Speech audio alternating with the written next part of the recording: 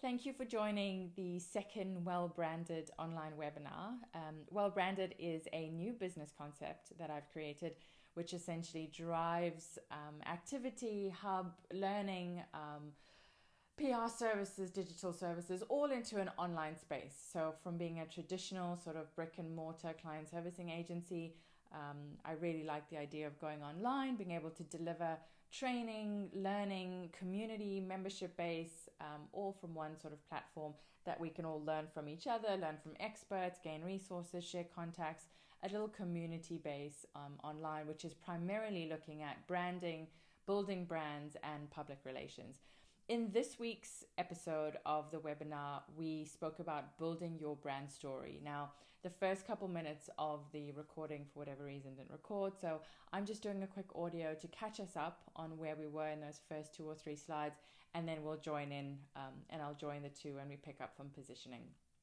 So last week we spoke about building your brand and understanding your brand. And one part of that, or a big part of that, was knowing your audience, knowing who they are, knowing where they hang out, knowing what their interests and hobbies are. And why this is relevant is because when you start building on that, so our second layer was our brand story. Storytelling brings together the facts about your brand, so what is either right, wrong, left, right, and connects it with the emotions that your brand evokes. Now, as we work through today's presentation, you'll hear a lot of those buzzwords: emotions, loyalty, compassion, relationships. And branding has evolved from just being a I sell, you buy type of relationship to something where you actually need to connect. You need to connect, you need to understand, you need to solve someone's problems in order to gain their loyalty, gain their interest, and hold it. And you need to treat your brand story essentially as a marketing strategy compass. So it's what guides everything you do, which is why right up into the second episode of this, it's important to start formulating that brand story. You may or not complete it in this week. You may need a couple more weeks of understanding the different layers that are involved in your brand and building a successful brand. But you need to always be conscious of what you're aiming for with your brand story and all the moving parts that make it come together. So if you want people to really fall in love with your brand, you want them to connect, you want them to stay loyal, you want to build that relationship, and that all comes from customers feeling invested. They need to feel that they're getting so much more out of you or your brand than just an investment of money. They want to feel emotionally connected. And as humans, that's what we thrive on. We thrive on being related to. We thrive on something that's real. We thrive on believing in things around us, that particularly if we have to part with something of our own, we want to know that we're getting so much more in return. So when you're building your brand story, and as we work through the slides today, I want you to consider, what is it that you want you, if it's a personal brand, or your brand, if it's a business, to be remembered for? What is the message you want to send to your audience? What is it that you never want them to forget about who you are? And all these elements, all these factors that answer those questions are things that need to come through when you're creating your brand story. Now, emotion is something that has become more and more and more relevant in consumer behavior. It's something that as humans, we want to be able to connect on more than one level with anything we're giving time, money, thought, a space of our very busy, very noisy environment and lives to. We want to know that there's more that we're getting out of it. So when you consider the emotion that you want to invoke in your audience every time they interact with your brand, you need to consider that they want to feel connected. So not only are you talking to a pocket, a budget, a financial restriction that may or not be there, but you're also now trying to win over the emotions of the people you're talking to, which is why it's important that we understand and build in that emotional factor, because that will ultimately drive the logic that guides someone's purchase or their willingness to spend, book you, want to watch you on television, want to invest in your social media and give a time of their day to that. So a big part of this is understanding who your audience is. And in last week's webinar, we spoke about how we need to be doing regular brand audits. We need to be assessing who the people we're engaging with are, what's their story, what's their background, what's their interest, and trying to connect with them on multiple levels. So coming back to that and repeating that in some ways this week, it's knowing your audience. To tell your brand story, first and foremost, you must know who you're talking to. when you're telling a story to your grandmother, it's very different to how you're telling your story to your best mate. And to do that, you need to know what interests your grandmother, what language connects with your grandmother, what style, what tonality you need to talk to with your grandmother, which presumably would be quite different to someone of your own age group, maybe your child. So knowing your audience essentially is what it all comes down to. The more detail you can go into, the more detail you can extract about them, the better that communication will be. It's like any relationship really, whether you're in a marriage, a friendship, a partnership, it's all about knowing that person, knowing what makes them tick, knowing what makes them happy, knowing what makes them sad, and communicating accordingly. Now, if you were to constantly ask yourself, sort of role play in your head, if you were having a conversation with your typical audience, what is it that you know about them? What is it that you know about what they like to do, what they want to hear, what type of media they consume, and what sort of situations would relate to them? Because when you can answer all these questions, then you're starting to piece together the emotional aspects of the audience you're speaking to. And you need to continue to ask these questions until you can envision what your ideal target audience would be. Now, we said this last week and I'll say it again. That may be quite segmented. They may be different audiences that different parts of your brand appeal to. If you consider the case of a lifestyle brand or a personal brand, a woman could be appealing to a mum's crowd if she's married with children, but at the same time be quite focused in a business space, and at the same time still have her kind of young, feisty media element going. There's a number of facets to a brand. Nothing is one-dimensional anymore, but you need to know the different facets that you're dealing with to communicate to the audiences that appeals to equally as much and equally as important as the next. So be very specific when it comes to describing this ideal person and put them into the boxes based on maybe the time of day that they're active, the time of media that they consume, but also the areas of your business or your personal brand that would appeal to them. Because ultimately, as we build our brand story, you'll understand that in our story, we need to acknowledge or recognize challenges, problems that we face as a brand, but also that our audience may be facing, and address that in our brand story to appeal to them, to reach out to that part of them that goes, I'm connecting with this brand or person because I recognize that they acknowledge the problems that I have, whether that's my dishwasher, my type of media I want to consume, my struggles in motherhood, and they recognize and they address. So I now connect with this brand because it speaks to me, it understands me, it's my friend, it's my leveling platform that I feel I can connect to, and that I then in return want to give my time to, maybe want to give my money to, want to give an area of my social media space to. So understanding where your audience sits and what makes them tick, what interests them, what their hobbies are, is a very, very critical part of your marketing and brand strategy, because that's continually changing. As humans, as audiences, as brands, everyone is evolving in the current sort of environment that we're in. And evolution is happening much faster than ever before. You can see that with mediums like social media. What was cool and what was happening maybe 6 months ago now is completely irrelevant. The rise of TikTok during staying at home and being locked down has been incredible. But will that be there in a month's time, a year's time, 18 months' time? Things are evolving really, really fast. So once you move from the point of your audience and knowing who they are, and potentially, that's work in progress. That's always going to develop. That's always going to change. It's always going to evolve. Then you start moving to knowing that, what does that mean to you and your brand in terms of where you want to fit into their lives? And the word we generally would tag that with is positioning. So understanding your positioning, understanding what your brand means to you, because if you don't understand what your brand means, what it stands for, we're going to move on next week potentially to missions, value statements, ethics, understanding the values of your brand and what works for it, what doesn't work for it. What does that brand mean to you? And then you can understand what it would mean to your customers. Now, there's also a process involved here, because as a brand custodian, whether the brand is you, product or service, you understand your brand to be one thing. You know what you want your audience to perceive that brand to be. And then there's the third element of what your audience receives that messaging as. So this is the element of brand identity. We're going to touch on that. We're going to move on to that in next week's webinar. But what you need to understand are those different factors don't always align.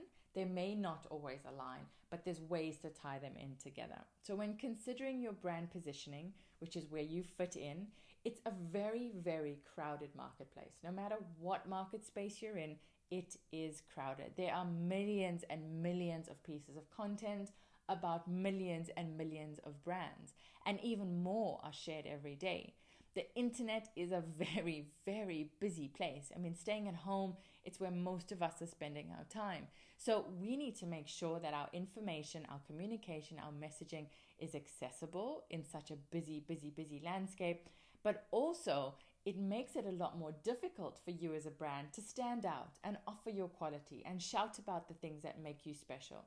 So it's not enough to just have a good product, a good service, be a good TV presenter, be an amazing source of information if you're in the social influencer space. It's just not enough to be that, and you know that you're that. It's how you communicate that differentiates you. It's how you reach that audience and speak to that audience on an emotional level that communicates you.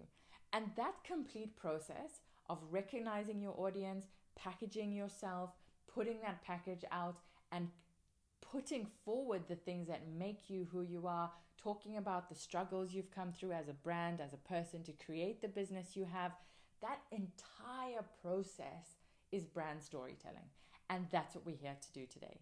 Because the brand story that you put out to the market, and whether you segment it, whether it's long, whether it's short, that story is what is going to be the huge connecting factor between you and your consumer, and how that relationship develops, and whether that relationship is going to be a healthy marriage where you prosper and you create amazing things and you have a loyal relationship and good communication, and everyone's always supportive and everyone's understanding and is forgiving of shortcomings that may or may not happen, whether that's a late delivery. That whole process falls under brand storytelling, and that is what we're here to do today.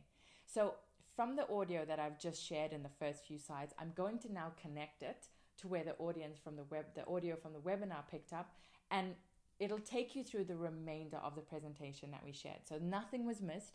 I went through all the slides that the audio seems to have not recorded on, and I'm going to now connect this to the next part of which starts with positioning statements and understanding our positioning, and moving from understanding it to being able to document it in a way that would fit our brand story. Now, there's a lot, or a big part of branding that is based on psychology. So consumer behavior would have been a term you would have studied 6-7 years ago. Now we're calling it emotional branding, understanding your audience. So the terminology and the verbiage changes, but ultimately the psychology behind branding is knowing who you're talking to and reaching out to them on an emotional level. Now, understanding positioning is the second stage. So once we've gone from, okay, I know I need a brand story, I know I need to connect with my audience emotionally, now I'm going to move on to knowing my audience, because if I'm connecting and talking and connecting and understanding, I need to know who is on the end of that. So that was where we've just completed. Now, the next level up is positioning. So I know who I'm talking to. Now I need to know where I fit in. What does my brand mean to the person I'm talking to? And what does my brand mean to me? And I think from the exercises we did last week and from the exercises you'll do this week, that is the most important part.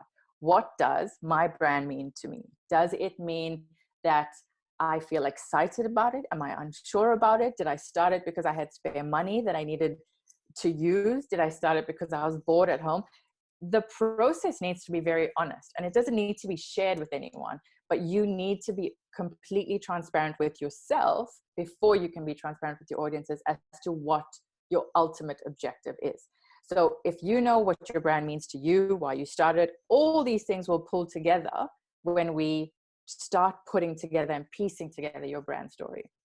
So you need to then understand that with that transparency and that honesty, it then needs to translate through your stories so that your customer feels that you're authentic. Very big word for today is authentic. Now, it's a very crowded marketplace. You know this, I know this. We on Instagram have to turn off our phones sometimes and constantly have to wonder why we are seeing so much that we don't want to see. But all I want you to understand right now hang on, sorry. What did I do there? There we go. Oh, hang on, guys. Lost myself here.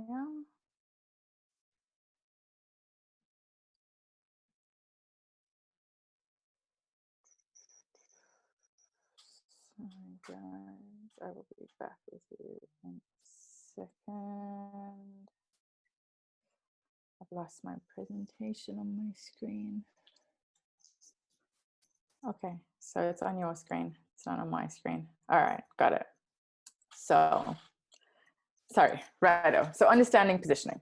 So what I was saying is, in a crowded marketplace, we have so much going on. We have so much going on Instagram, particularly now we're all at home. So all the brands have realized, whether they've come up after 2 weeks, 3 weeks, 4 weeks, 5 weeks, they've gone, hang on, everyone's digital. So let's throw out workouts, let's throw out offers, let's throw out free webinars, let's throw out cooking. It's a very, very crowded space. And that's just social media.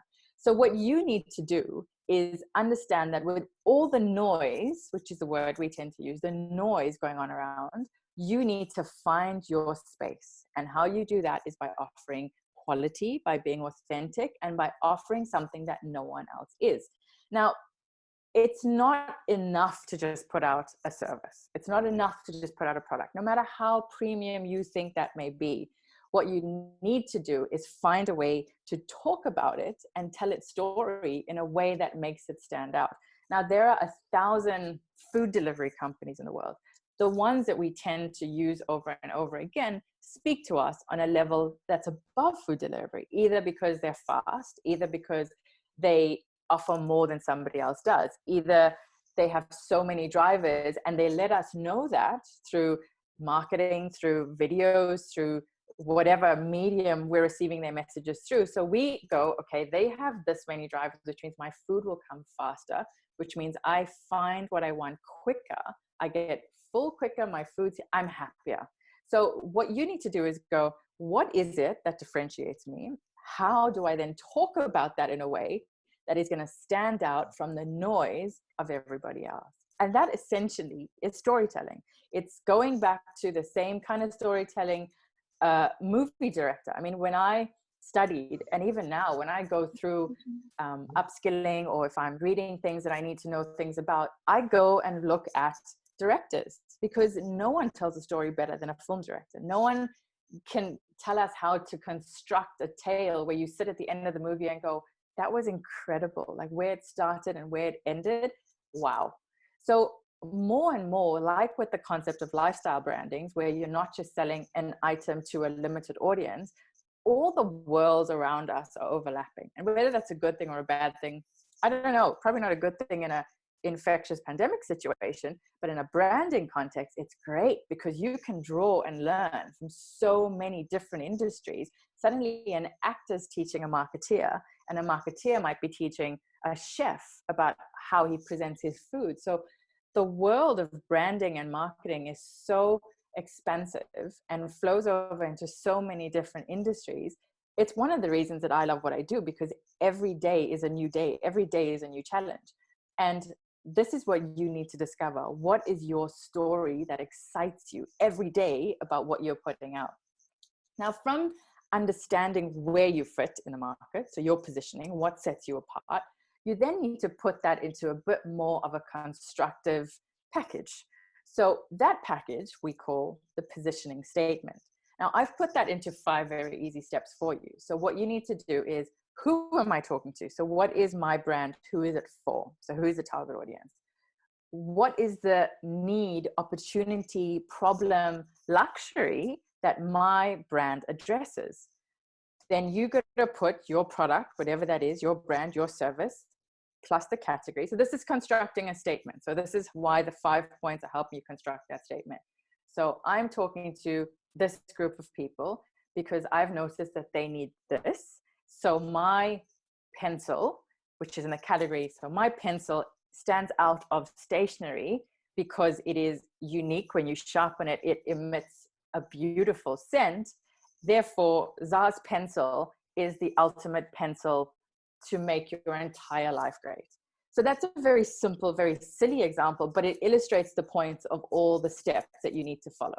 So similarly, you could use that example for an influencer, for a TV presenter, for a hotel, for a clothing brand, for a kids wear brand, for a PR service. You could use that step, just alter where you fit into those brackets. So from there, we've gone from, okay, I know I need a story. This is who my story is speaking to. This is where I fit in the market, and this is what I want to stand out for. This is how I know I need to stand out. That's my positioning statement. We're then going to move on from that to your hero. Now, every story, every movie, everything that we do has a hero, whether you recognize it, whether you don't, whether you see it in your own brand, whether you see it in your own brand or your business, it's there. Every story and every brand story has a hero. Now, consumers care about your story and your brand far beyond just what you're going to benefit from it and what they're going to pay from it. Believe it or not, consumers are invested in a brand that is real, that has meaning. And in the last maybe 10 years, ethics plays a huge part in a consumer's interest in a brand. And that doesn't mean that every consumer is wanting to know the complete life cycle of a product, or how much you recycle as a TV presenter, and whether you use plastic in your kitchen. There is a level of interest, whether it's 0.0001% or 99%. But a consumer's interest in a brand's realness, what that brand means, and the ethics behind that brand is growing at a rapid rate. So if you're addressing this in your brand story, or at least mindful of it in your brand story, then you will be in a position to understand that consumer struggles, their concerns, what matters to them, and move from there. Then you're not only understanding what their concerns are, but you're also connecting with them on their concerns, on their problems, addressing something that they may not have been concerned about it 2 years ago, but they are now.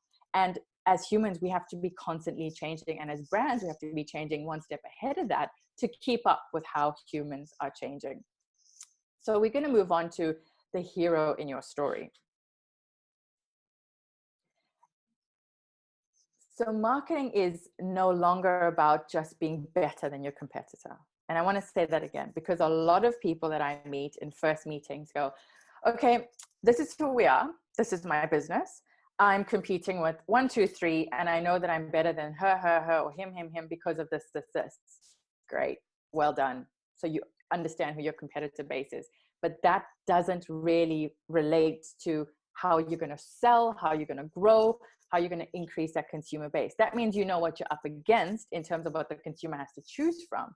It doesn't necessarily mean that you are putting a proposition forward to someone to say, choose me, connect with me, and stay loyal to me. You may sell one sponge more than company A, B, or C, but will they keep coming back for your sponge because they're emotionally invested in your business? That's where you need to consider your brand story and your brand hero. So consumers are increasingly demanding for companies to keep proving their worth. So I'm taking questions as well, guys. So if they're on the chat, just bear with me. I'll get to them. I want to try and get through the slides, and I'll hop back and forth. So love that they're coming through, and I will get to as many as possible. So consumers are increasingly demanding for companies to prove how their efforts are making an impact, whether that's in the greater macro environment of the world, whether that's in immediate communities, whether it's supporting a cause.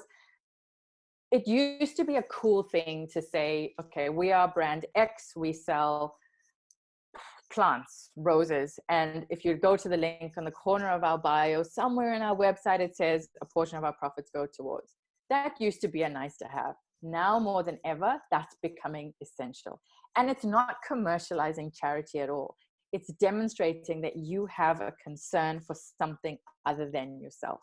And it sounds weird because with the way the world's evolving, it almost appears that as humans, we're becoming more insular and more selfish and more concerned about ourselves. Yet outwardly, it's the hypocrisy of humanity, right? Outwardly, we are choosing brands based on how much they're doing for somebody else and how much they're doing for their community. And it influences a big part of a consumer decision. I mean, I spoke to people, just loose, casual conversation, what car they were choosing. And they said they weren't choosing a certain brand because they read in the news that the MD doesn't conform to certain recycling rules, or the MD was pulled up by green communities for not having enough recycle bins in the corporate office. We are more than ever curious, we're inquisitive, and we're basing our purchase decisions on what the companies we're investing in is doing outside of just their product, their service. And the same applies to a personal brand. Whether you're happy with the label influencer, TV presenter, radio presenter, you have a responsibility outside of your lane, let's call it, your lane of delivery, brand association, collaboration, to do more for other people, for other causes, for other things around you, because that then makes you the hero of your story. So in every story, we need to find the hero. And we know that when a company cares about more than their profits, we're more inclined to warm to them. We're more inclined to then be incentivized as consumers to spend with them. And when you're constructing your brand story, one of the points in your worksheets is what sets you apart, what makes you unique, what are you doing that's extra, and that's where you build that in. And it's not something that you build your entire brand strategy and marketing strategy about and bang on to the very end. It needs to be very thought through. It needs to be very clear. It needs to be communicated in a very transparent way, which is my next point. Let's go back to CSR, which is corporate social responsibility, which is if you're doing something for anyone other than yourself, whether that's a community, your neighbor, your nanny, whatever. It's a need to have, but in needing to have it, we need to be very clear about what our intentions are and how transparent we are. So we can't go through mushing up about how much we give and how we don't give and, oh, we support X, Y, and Z, and leave it as an open-ended statement. We need to be very clear about, we support this charity by giving this much of our profits made on this product, and we donate it monthly or weekly or annually. People want honesty and they want transparency, and you can't fluff your way through that, because that then gets translated as negativity, as a lack of authenticity, and then it seems like you're using a corporate social responsibility or a charitable angle as a commercial perspective to grow profit and not as a genuine effort. So charity and CSR is one part of being a hero, but it's the easiest example to give you to understand what that hero in your story needs to be. So charity isn't the only hero. The hero may be how your products are constructed. The hero may be the challenge that you overcame to start your business and how hard you worked to get your initial funding.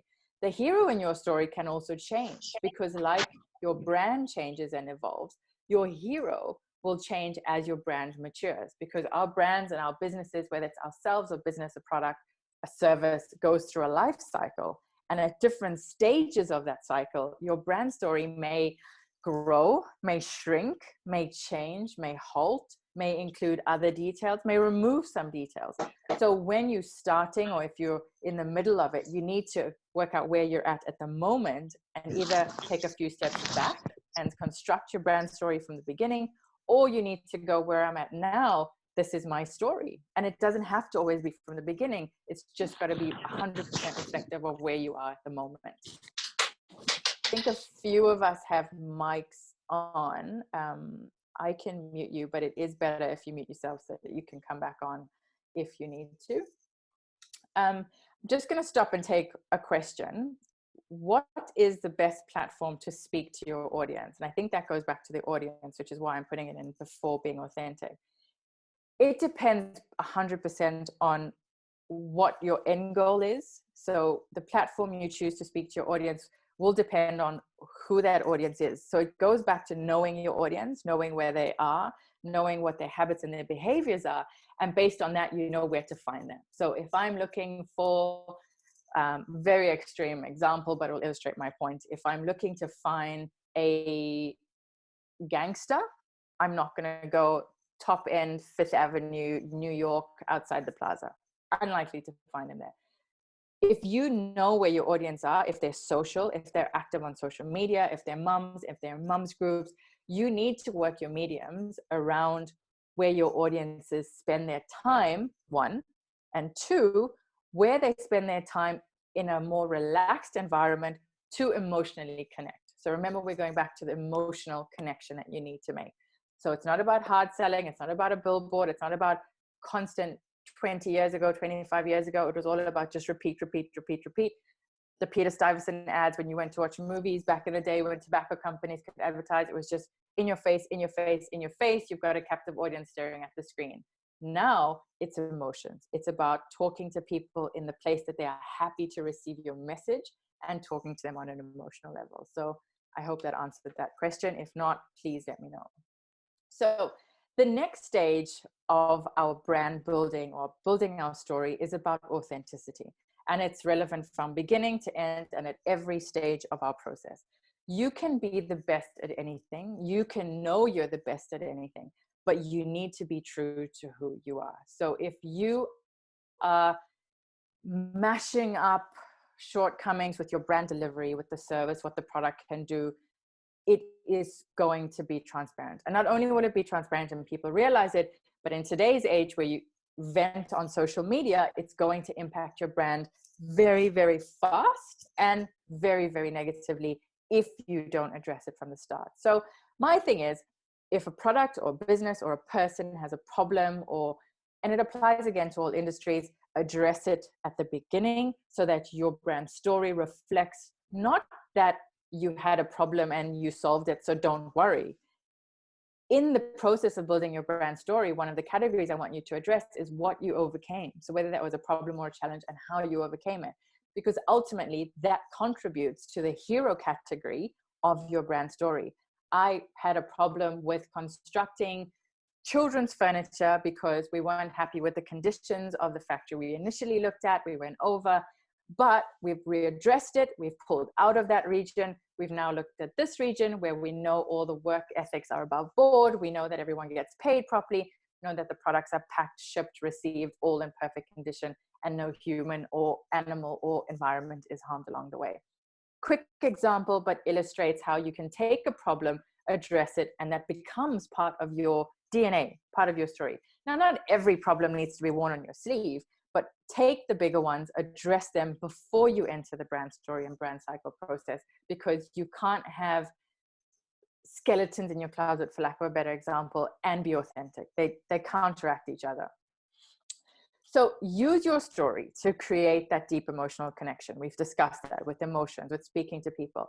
Start conversations, get engagement going with people with no strings attached. Last week I said to you, in today's current situation we're in now, you need to give as a business, as a brand, as a service, give something with no expectations of what you're going to get back, whether that's a free delivery, whether it's no extra charges on fuel delivery, whether it's, if you do a kids brand, maybe I've seen some of the kids brands doing downloadable activities for moms. No strings attached. Don't have to do anything. You don't have to sign anything. You don't have to buy this to get that. It's just a very simple, here is something from us with no strings attached, because we want you to know that we connect with you emotionally. We understand where you're at. We understand your struggles, and we want to give you something. If that converts to you remembering us, fantastic. If that converts to you feeling like we're there holding your hand and we're friends, the brand and you, even better.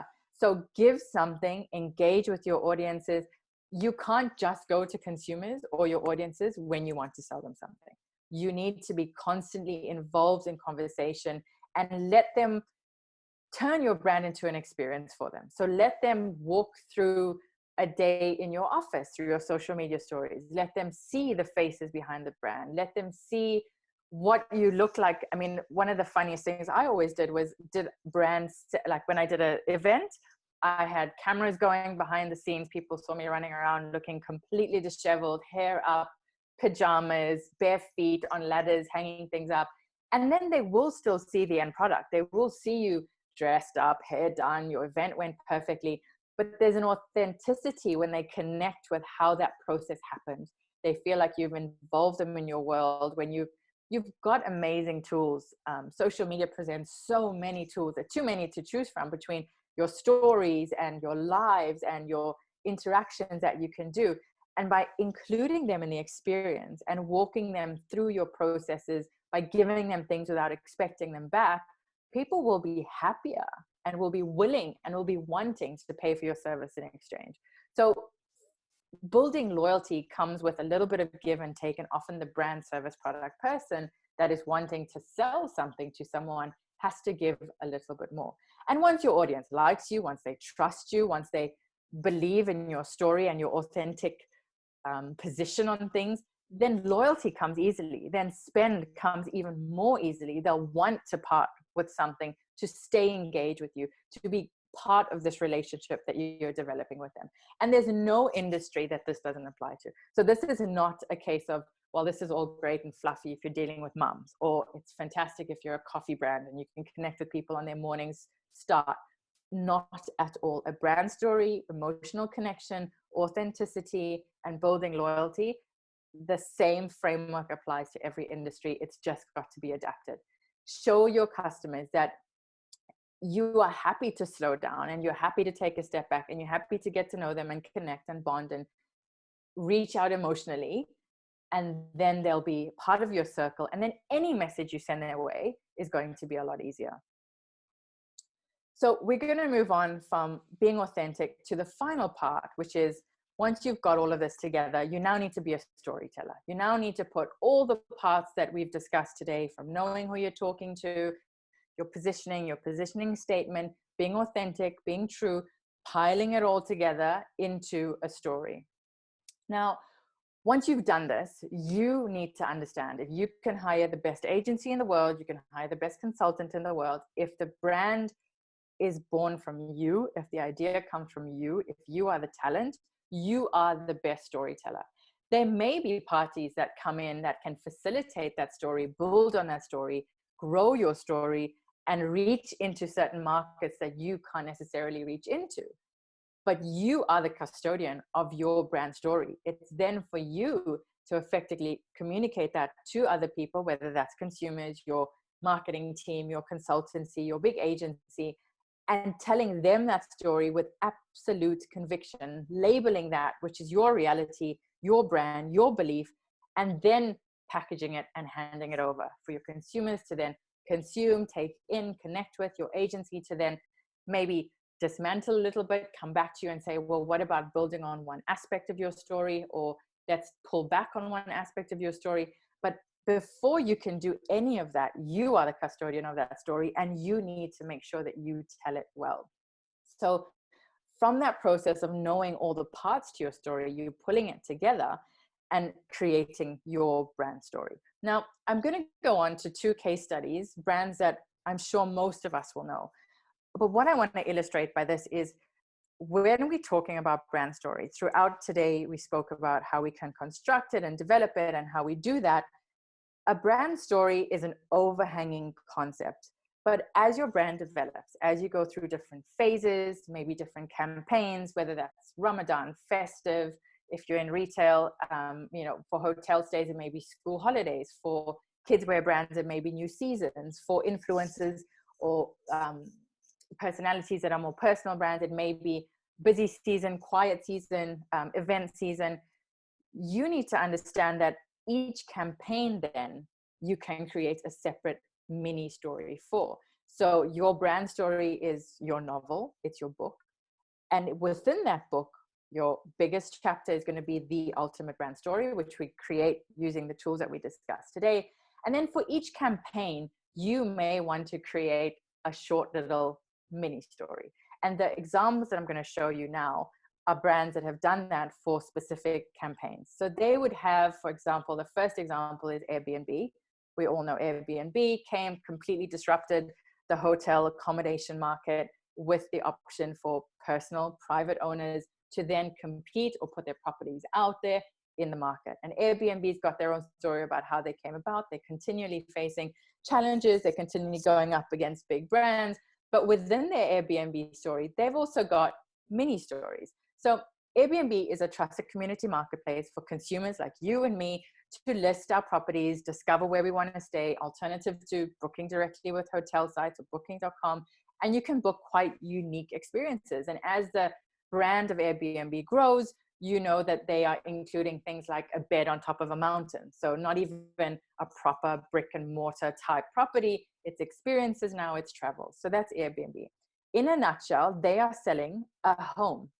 By moving away from the commercial side of hotels, they are saying to you, you are going into someone's home. So already the word home is connecting with us emotionally. We know what home means for us. It's warmth, it's comfort, it's familiarity. There's maybe no staff knocking at our door all the time. There's no rings from the big desk downstairs. Sometimes there's no desk at all to check into. We just receive a key, maybe a code. So all these emotions are being evoked by the language that they're using with the word home. So in a nutshell, their campaign is welcome home. Not your home, somebody else's home, but the language is communicating all the emotions associated with home.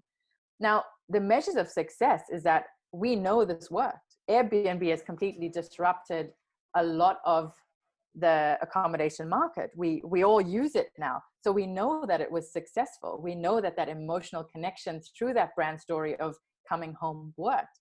I mean, there's more than 1 million people that now stay in Airbnb on just New Year's Eve.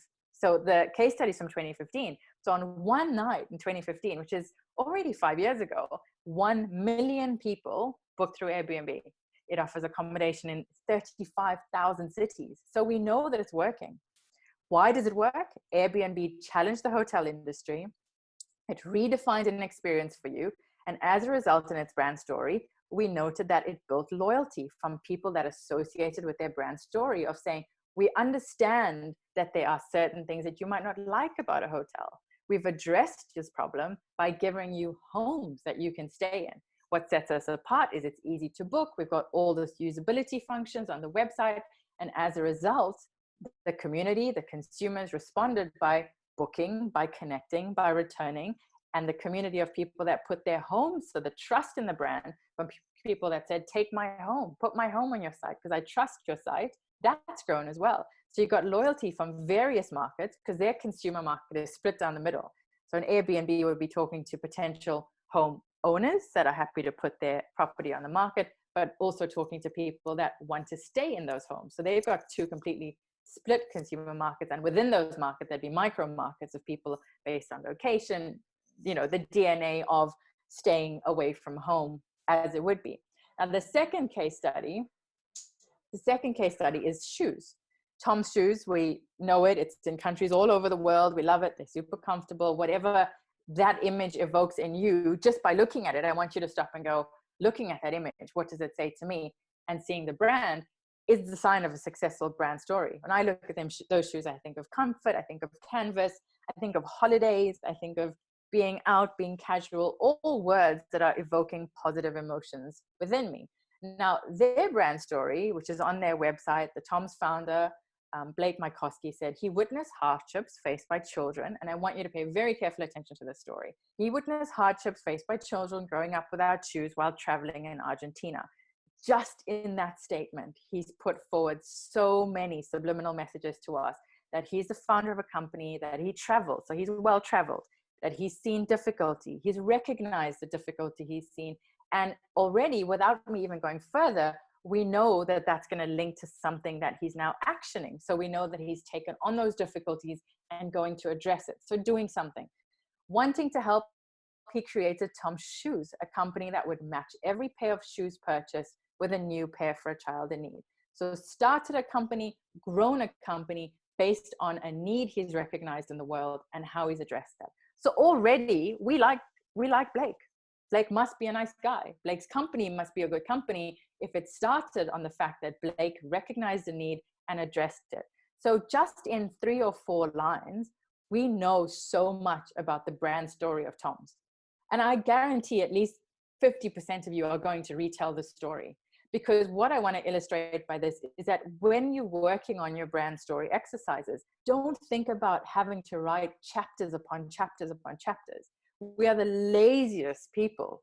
Consumers are lazy. We don't want to read. That's why videos have gone up 70% viewership on social media, because it feeds us information really, really quickly. And that's what we want. So when you're working on your brand story, take in consideration everything I've said to this point, and now take in, based on a real life case study, that your brand story doesn't need to be massive, doesn't need to be wafty, doesn't need to be wordy. It needs to be punchy, and it needs to pick out the most important things about your brand. So Tom's shoe for every person that bought it would go to a child in need, and that's what is their statement on their site. Now, in a nutshell, one for me, one for you, except you may be a child in need. And the measure of success to this campaign is Tom says it's given more than 50 million pairs of shoes to children in need, and has helped restore the sight, based on their products, of 360,000 people. In addition, they've launched a bag range, they've gone brand extensions, they've launched multiple verticals within the Tom's brand, and each of those tells a separate little story. So each bag purchase provides a safe berth for a mother and a baby in need. So what I want you to take away from these case studies is the length, the punchiness of it. That's not a word, but I've just made it one. The punchiness of it, and how when constructing your brand story, these are all the things you need to consider. So why the Tom's campaign worked, obviously in a lot of competition in the market, there's a lot of data comparison, there's a lot of different things going on. Ultimately, he's gone back to, I want to win over people. I want people to understand that I am considerate, that I'm I have a human element to my brand. And with social media now, brands can match price points very easily. We are living and breeding personalities and goals and values, and consumers don't want to feel like they're getting a good product. They want to feel like they're getting a good brand. And the same applies to services, the same applies to delivery, the same applies to which celebrity we like. We like a celebrity not just because of the way they look, the movies they've been in. We buy into their brand. That's why tabloid media exists, because it sells us on the brand. Granted, they may constantly try to bring all these brands down, but that is building up the picture of the brand of the person we say is our favorite actor. I like her because she supports X, Y, and Z. I don't like her because she cheated on her husband. I don't like him because he broke up with Jennifer Aniston and hooked up with Angelina Jolie. It's all irrelevant information, but it's contributing to the brand, and it's contributing to the picture of the person or product or service that we are feeling challenges our value, sense of ethics, consider what we consider important or not. So when you're constructing your brand story, consider all of these elements. So with all of the build behind the Tom's brand, they've become extremely competitive in the industry. Yes, their pricing and all of that has to play a role in it, but they were able to do so by combining product offering with a very robust brand story that consumers get behind, that consumers feel that they're a part of, that consumers feel that they are indirectly contributing to as well. So it solved a problem. It demonstrated the visionary personal brand behind the brand. And if we feel the human behind a brand is a good person and a strong person, our belief, our loyalty, our investment in that brand increases as well, which is why putting a face to a brand is so important. So Tom's ticked a number of boxes with their brand story.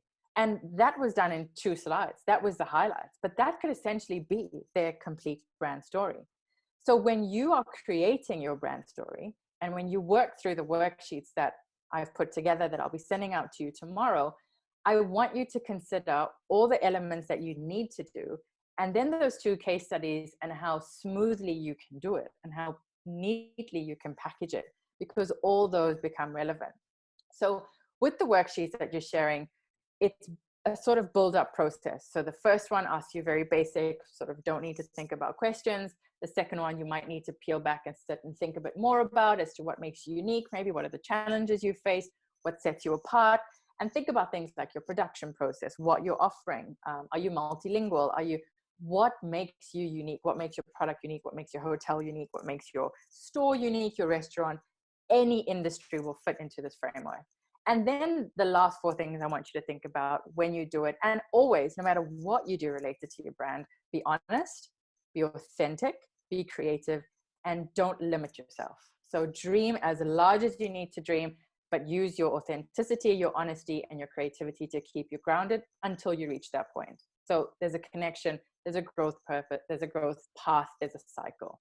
So with all of that, I think we have a couple minutes, and I do want to jump onto the chat and maybe see if there's anything I can answer on there or comment on there.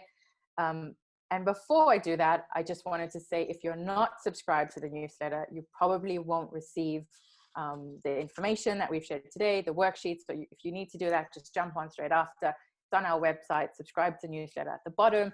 You're on a mailing list. I promise I don't hound. I send out 2 roughly, one with your worksheets and a summary and an answer to some of the questions. And I send out a second one sort of later in the week, just with what the next webinar is and a link for you to book. So if you want to jump on our social media, we've got at Be Well Branded, which is on YouTube channel where you'll find our videos or episodes. We've got Facebook and we've got Instagram. And if you need to reach out to me, you can find me on any of those platforms or on my personal Instagram, which is at Mrs. Zah Marty, M-A-R-T-Y. So I hope you found that useful. If anything didn't make sense, if I went too fast, please let me know. I'm happy to go back and I'm happy to address it. So we will jump onto the chat for a bit. If you want to turn your video on and your microphone on, you're welcome to. Over the weeks, I hope to get to know some of the faces, some of the names that are returning. So it's just also a case of trying to stick within your hour and trying to pile in as much as I can to add as much value in the hour that we have. If anyone's joined us later on, obviously anyone starting Ramadan Kareem, I hope it's a good month for you. And let's jump on to some of the chat conversations. So the objective of any brand would be to increase sales, creative brand story, drive sales, but be authentic. Yes, absolutely. Authenticity is the most important. My favorite words, whether I'm working with my team, whether I'm working with a client or giving a talk, a lecture, or conference, is consistency, it's authenticity, and I think evolution. So constantly evolving and growing. The question about platform for audiences, I did address that. It would depend where your audiences are based, knowing where they are and what they need to do. Completely agree with the point about a brand. I've dropped off one of the schools and considering my daughter simply because they're not offering scholars a fee discount 100%. So COVID-19 is teaching us a lot about a lot of things. And one of the things I think is it's really sorting out the brands that are emotionally connected with their audience, the brands that understand where their audiences are coming from, the brands that show empathy from the ones that don't care. So there's the brands that have completely gone silent and gone, okay, we've got to ride this out. We're going to lose money. It's going to be awful at the end.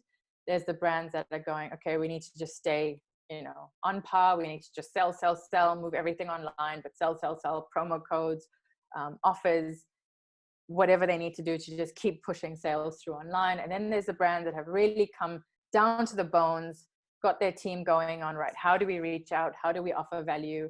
There was a hotel brand that reached out to me for the radio show that I do.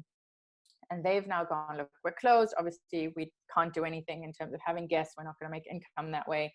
But what they have done is they are using the staff that they have on site. So whether it's chefs, guys in the gym, yoga instructors, and they're creating content that's being put out on their social media feeds completely free of charge.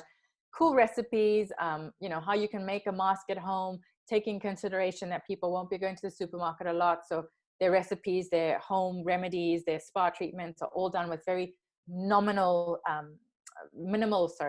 ingredients. So it's maybe honey, sugar, a little bit of coconut oil. So really just gone down to, okay, we know we're in this situation, but how can we add value to our community? We want to stay top of mind. We don't want to oversell to them, but we want them to remember that we're here and we're supporting them through this time. So absolutely on the point of schools, I know I'm on mums groups. I hear about it all the time.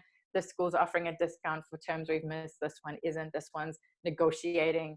And if that's the basis that you believe you should or shouldn't commit to a relationship, it's a long-term relationship, you're in a school for 4 or 5 years, absolutely. And that's where their brand story is failing them. They've probably got a beautiful brand story about where they come from. And I've sat through 3 of them, their heritage, and, we're from this country and our teachers are from that country and we follow this ethos and all our kids are so happy and smiling and bright-eyed and bushy-tailed. But at the crux of it, when parents need them to be a little bit more understanding, they're not there. So absolutely agree, all very valid concerns.